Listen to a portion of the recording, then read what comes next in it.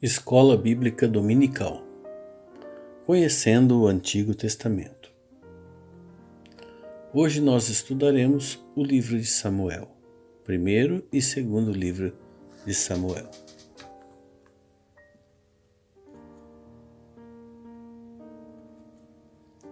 Samuel é uma das figuras mais notáveis do Antigo Testamento.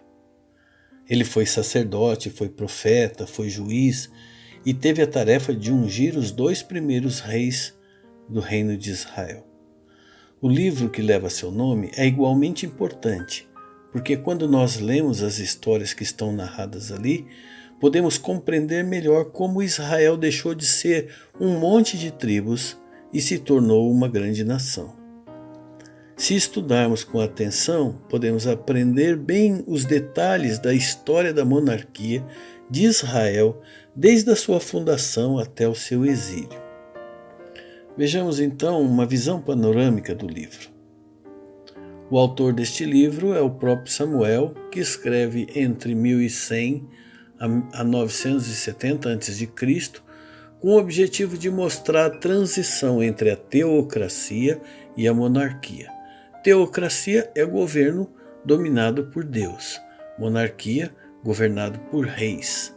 O versículo-chave do primeiro livro está em 1 Samuel, capítulo 15, versículo 22, quando Samuel diz a Saul: "Tem por acaso o Senhor tanto prazer em holocaustos e sacrifícios, como que se obedeça à voz do Senhor?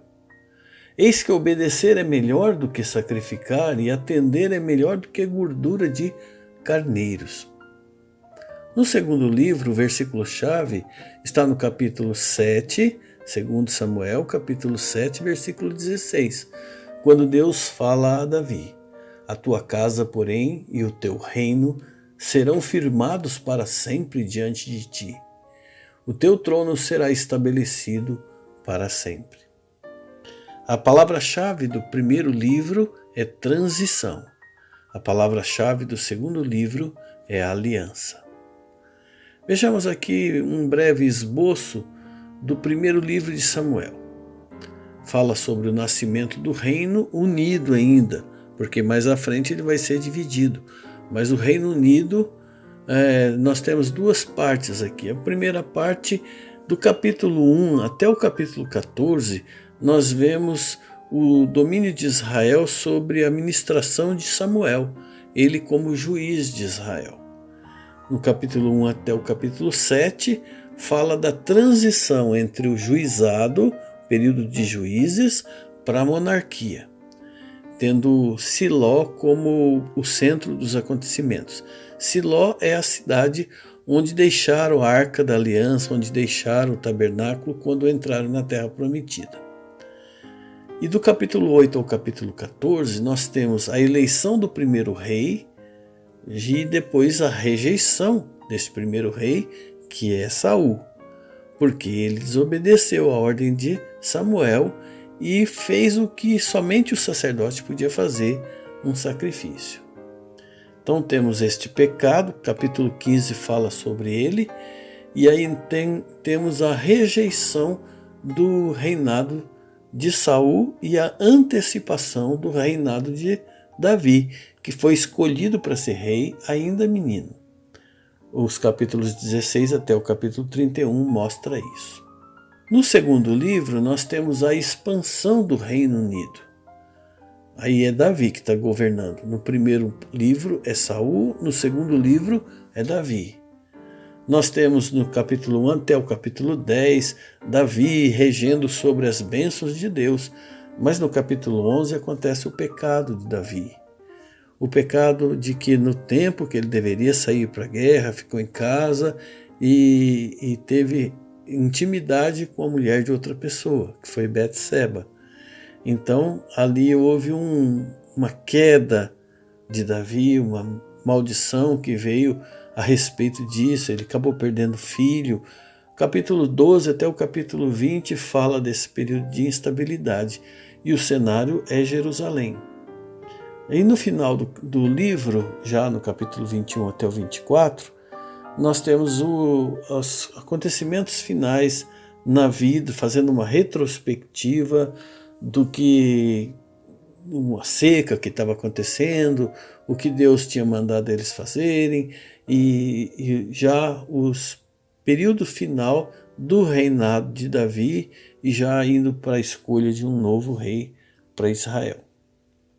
Vamos então para a visão panorâmica do livro. Samuel em uma só sentença.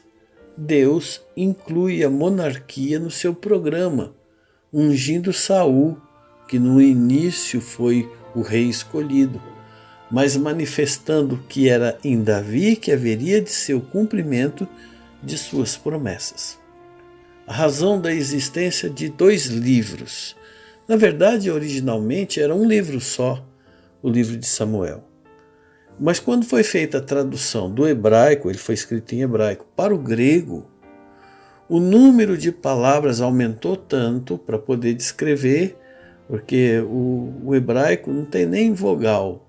Então, algumas palavras que são tão reduzidas no hebraico, na tradução, elas foram ampliadas para poder explicar o significado, que os livros tiveram que ser divididos e copiados em 2 rolos, em 2 pergaminhos, e por isso que surgiu então 2 livros, mas os 2 livros na verdade se formam um só. Alguns destaques dentro do livro. Nós temos a oração de Ana, que foi a mãe de Samuel. É uma das orações mais notáveis nas Escrituras. Ela exalta o Senhor declarando os seus atributos, que Ele é Senhor, que Ele é santo, que Ele é sábio, que Ele é soberano, que Ele é dono das riquezas, que Ele é juiz. Uma expressão incrível de um coração voltado ao Senhor, contrito ao Senhor. Ana termina essa oração dizendo que o Senhor dá força ao rei e exalta o seu ungido, num tempo que nem existia rei ainda. Então não podia haver uma introdução mais adequada para o livro que conta o início da monarquia de Israel do que a oração dessa mulher. Vamos então à história de Samuel. Alguns destaques. O nascimento e infância de Samuel. É importante a gente lembrar que Samuel nasceu na época dos juízes. A mãe dele não podia ter filhos, mas Deus transformou a vida daquela mulher fazendo um milagre. E quando ele ainda era menino, Ana dedicou Samuel ao serviço do templo e entregou ele ao Senhor, consagrou ele ao Senhor. No capítulo 3, 1 Samuel, a palavra do Senhor era rara e as visões não eram frequentes. E quando Deus falou com Eli, que era o sumo sacerdote, no capítulo 4, foi para censurá-lo. Mas com Samuel, Deus falou muitas vezes, enquanto ele era menino ainda.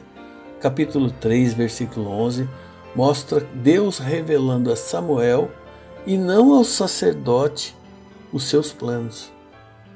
O povo reconheceu o sacerdote em Samuel a missão de profeta, enquanto ele ainda era criança, porque Deus falava com ele e falava por meio dele.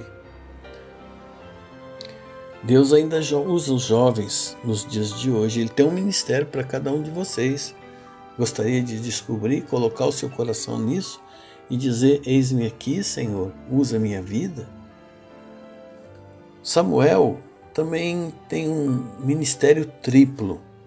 Ele encerrou o período dos juízes, inaugurou a era dos profetas de Israel, acumulando função de juiz, sacerdote, profeta, e ele até começou uma escola de profetas, uma iniciativa dele. Ou seja, os discípulos que viviam, que haveriam de aprender o que um profeta experiente deveria saber fazer para servir ao Senhor. São o início dos seminários lá no Antigo Testamento ainda. Letra C. Uma palavra sobre Eli.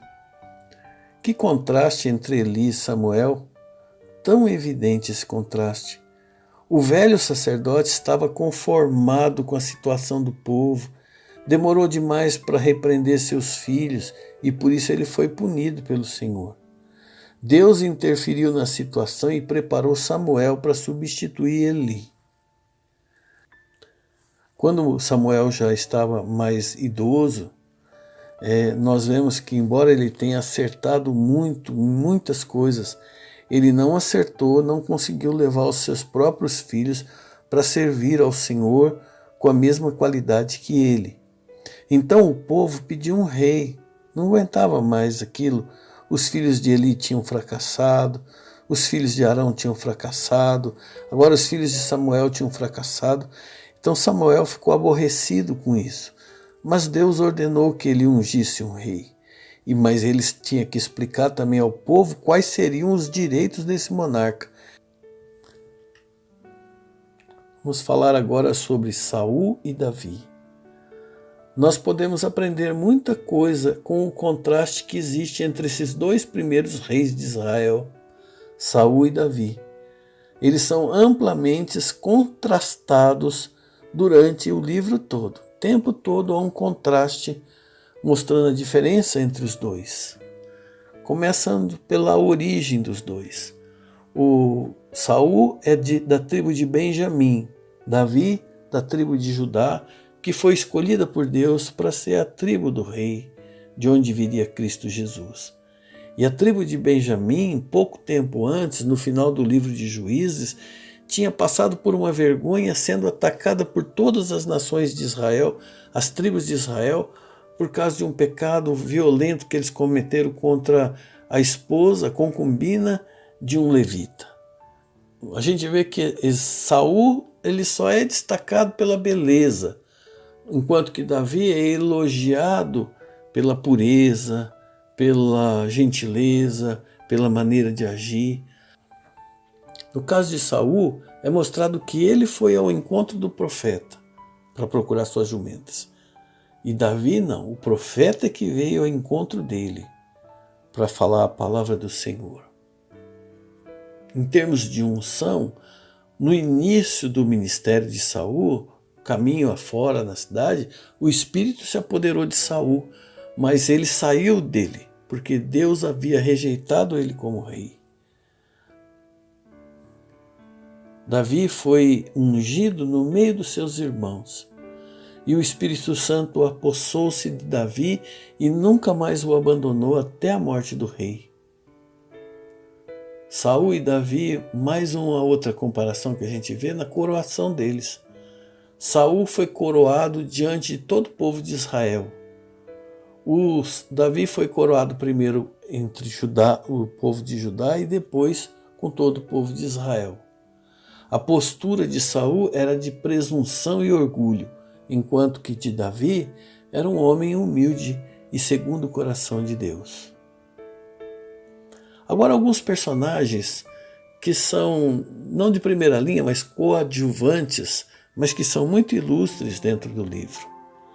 O primeiro deles é o Jonatas, que era o filho mais velho de Saul e o herdeiro natural do trono, mas ao contrário do pai, não perseguiu Davi, nem teve medo de perder e ceder o lugar a Davi, que era o ungido natural de Deus por meio do profeta Samuel.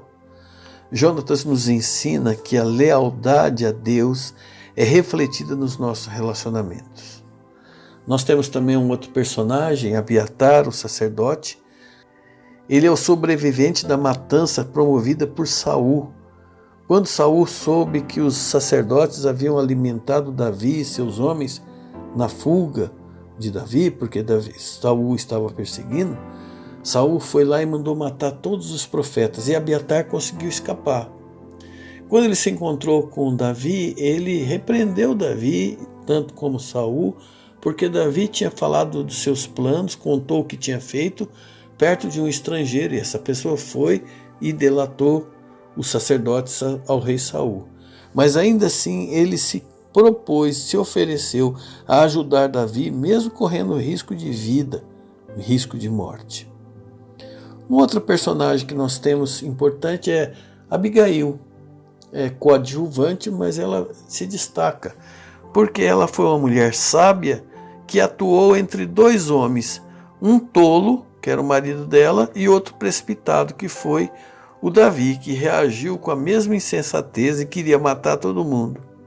Então Abigail tomou a melhor decisão e apaziguou tanto os ânimos de Davi como os ânimos do seu esposo.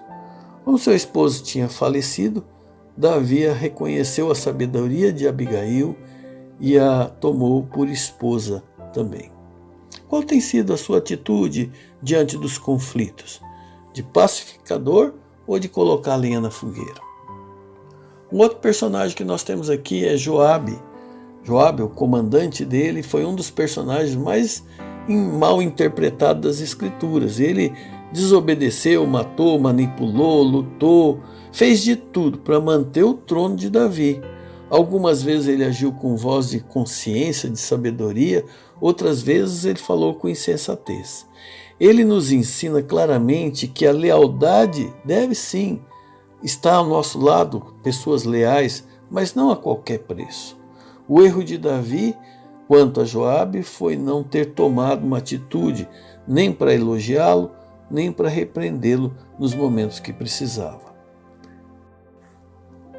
E um outro personagem que nós temos no livro é Absalão, filho de Davi. Talvez seja o melhor exemplo do que acontece com a negligência de Davi como pai, porque ele matou o irmão Amnon. E ele recebeu a ira do pai, mas não a repreensão do pai. E em Reis, quando pela segunda vez esse filho tenta tomar o trono à força, o autor bíblico menciona a ausência da atitude paterna do rei Davi. E se a gente tem filho, a gente aprende com isso, a ter cuidado com eles, a elogiar, a repreender, a corrigir, a exortar para que andem nos caminhos do Senhor. E nós podemos então concluir esses dois livros, nessa visão panorâmica que tivemos, que Samuel é um livro de transição, mas é também um livro de histórias fascinantes, do começo ao fim. Samuel nos mostra como a soberania de Deus entra em ação para consolidar a monarquia instituída por ele. Samuel também nos ensina que tais verdades dão ao crente a confiança de que os planos de Deus serão cumpridos, ainda que uma vez ou outra algum obstáculo ou alguma pessoa se coloque no caminho, mas a vontade de Deus prevalece no final. Deus abençoe a sua leitura e o seu esforço em continuar aprendendo as Sagradas Escrituras.